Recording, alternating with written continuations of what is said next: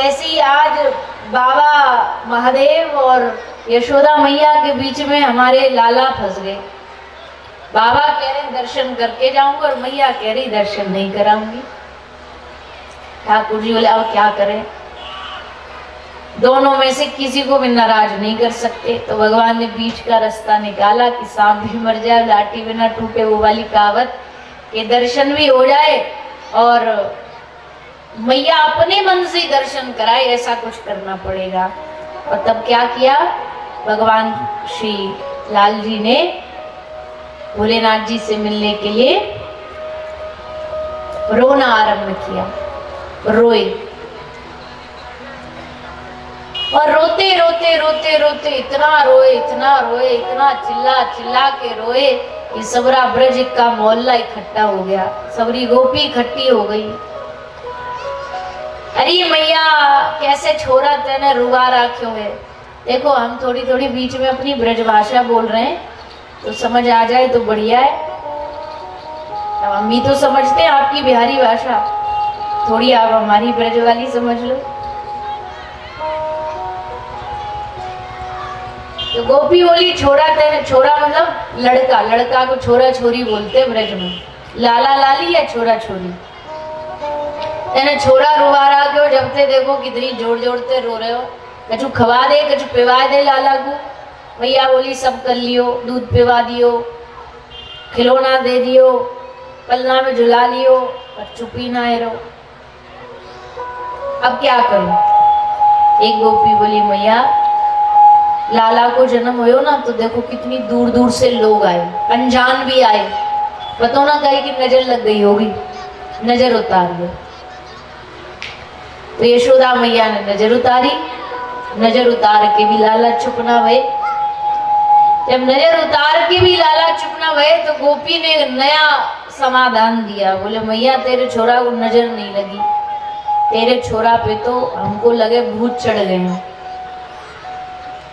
भैया बोली राम राम राम, भूत चढ़ गए, अब भूत कैसे उतरेंगे, अब तो कोई भूतनाथ ही भूत उतार सकता है। और भूतनाथ कहाँ है, बाहर बैठा है, भगवान शंकर का एक नाम है बाबा भूतनाथ। तो साक्षात भूतनाथ बाहर बैठे, इनसे बढ़िया भूत कौन उतार सकता। गोपी ने जाके बाबा से पूछी बाबा भूत उतारने आते हैं। भगवान शंकर बोले डिपेंड करता किस पे चढ़े हैं। गोपी तुझ पे चढ़े हैं, बोले नहीं हम पे तो नहीं चढ़े, पर हमारे लाला पे चढ़े हैं। वह लाला भूत चढ़ गए, वो उतार दोगे। भगवान शंकर समझ गए भूत भूत तो कुछ नहीं, ये नाटक है हमारे लाला का, हमसे मिलने का नाटक कर रहे हैं, तो चलो हम भी नाटक कर लेते। भगवान शंकर बोले बिल्कुल आते हैं भूत उतारने। अरे जिनके एक आह्वान पर दुनिया के शमशान के सबरे भूत इकट्ठे हो जाएं, उनके लिए भूत उतारने कोई बड़ी बात है। बोले लेके आपने लाला को अभी उतारते हैं। गोपी लाल जी को लेकर के आई, भगवान शंकर ने लाला का दर्शन किया और जैसे लाला को देखा, भगवान शंकर की और श्री कृष्ण की नजरों से नजरें मिली, नेत्र से नेत्र मिले, एक दूसरे में बिन कहे बिन बोले ही संवाद हो गया, बातें हो गई। भगवान शंकर ने कहा बड़ी देर लगाई बाहर आने, बड़े नखरे दिखा रहे थे। लाल जी बोले नखरे तो नहीं दिखा रहे थे, पर करें क्या प्रभु, आपने जल्दी आ गए।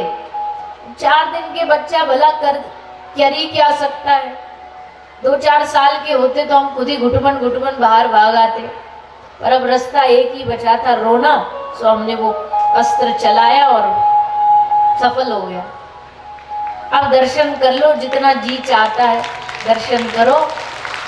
भगवान शंकर ने दर्शन किए, लाल जी को प्रणाम किया और मैया इतनी खुश हुई। अब तक तो डर रही थी, पर अब लाला को हंसता देखा ना तो मैया समझ गई कि ये कोई साधारण बाबा नहीं है, बड़ा पहुंचा बाबा है। तो हाथ जोड़ करके मैया ने कहा रह रे योगी नंद भवन में ब्रज में वासो कीजे, जब जब लाल को नजर लगे तू तब तब दर्शन दीजे। अब मैं लाला को फिर कोई नजर लग गई, फिर भूत चढ़ गई तो कहाँ ढूंढती फिरूंगी। बाबा एक काम करो, तुम यही ब्रज में कुटिया बना लो, यहीं रह जाओ। ये तो शंकर महादेव चाहते ही थे, ब्रज में वास मिलना। ये तो शिव शनकादिक सब चाहते ही है कि हमको ब्रज में वास मिल जाए। शंकर भगवान तैयार बैठे थे, तुरंत राजी हो गए और ब्रज में वास करने लगे। आज भी भगवान शंकर ब्रज में रहते हैं। गोपेश्वर, आशेश्वर, चक्रेश्वर, कामेश्वर, भूतेश्वर, ये सब महादेवों के रूप में भगवान शंकर ब्रज में निवास करते हैं और लाल जी का नित्य दर्शन करते हैं। तो ऐसी दोनों की पक्की यारी है, पक्की मैत्री है। फिर कंसेन प्रहिता घोरा पूतना बाल घातनी। छठी पूजन के दिन कंस ने पूतना को भेजा श्री कृष्ण को मारने के लिए। पूतना सब बालकों को मारती आ रही है, नाम ही है बाल घातनी, बड़ी क्रूर है, बच्चों का मांस पीने वाली, रक्त पीने वाली, ऐसी दुष्टा पूतना आई भगवान के पास गोकुल में। रूप बदल के आई, ऐसी सुंदर बढ़िया अप्सरा बन गई, सुंदर श्रृंगार करके, बढ़िया खुश होकर के, तैयार होकर के आ गई। तो जैसे आई नंद महल में घुसी, यशोदा मैया को बधाई दी। मैया बड़ी खुश हुई कि भाई दिखने में तो बड़े घर की लगती है ये सखी गोपी। उसका स्वागत करके उसको खूब आदर से सम्मान से बिठाया, मिठाइयाँ दी। किसी काम में मैया लग गई, स्तन में जहर भर के लाई है कालकूट विष, और जैसे लाला को गोद में लेके दूध पिला रही है, जैसे लाल जी ने दूध पिया। भगवान बड़े दयालु हैं। भगवान कहते हैं कि कोई मुझे पत्रम पुष्पम फलम तोयम, जो मुझे पत्ता फूल जो चढ़ा देता है वो मैं अर्पित कर लेता हूँ, उसको स्वीकार कर लेता हूँ। यहाँ तक कि कोई मुझे विष भी पिला देता है, ठाकुर जी कहते हैं मैं उसे भी स्वीकार कर लेता हूँ। और पूतना ने तो भगवान को विष पिलाया, विष अर्पित किया। भगवान ने उस विष को भी स्वीकार कर लिया, और न कि केवल स्वीकार किया, भगवान ने कहा नहीं नहीं, ये मेरी माँ बनी है। माता ही तो दूध पिला सकती है, अब ये मेरी माँ बनी है तो इसको माता के जैसी गति मिलनी चाहिए।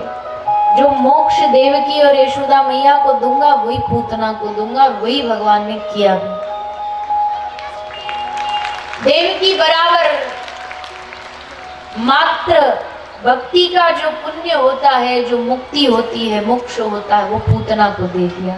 कम्बा दयालुम शरणम व्रजेमम। इतने दयालु भगवान, सोचो जो शत्रु भाव से भगवान को भजता उसका भगवान कल्याण कर देते, तो फिर जो भगवान को प्रेम से भजता होगा उसको तो भगवान अपने सर आंखों पर बिठा लेते हैं। सर आंखों पर बिठाते भगवान अपने भक्तों को। कहते हैं भगत मेरे मुकुट मणि, मुकुट में एक मणि लगी होती है ना सबसे ऊपर, तो ठाकुर जी कहते भक्त मेरे मुकुट मणि है, वो उनको मैं अपने सर पर बिठा करके रखता हूँ।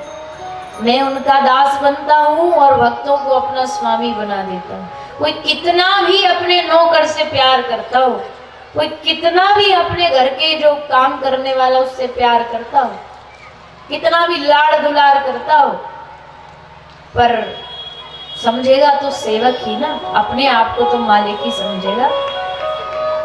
ये थोड़ी कि उसको बेडरूम में देके ला तेरा जो कमरा है, जो तू जमीन पे सोता हम उस पे सो जाते हैं, नहीं करेगा। ड्राइवर से कहे कि ला हमको चाबी दे, हम गाड़ी चलाएंगे, तू पीछे मालिक बन के बैठ, नहीं बिठाएगा। और हमारे ठाकुर जी ऐसे नहीं, वो भक्त को कह देंगे कि ला तेरी गाड़ी हम चलाएंगे। क्या भगवान ने गाड़ी चलाई नहीं भक्त की? तब गाड़ी नहीं, रथ होते थे तो रथ चलाए।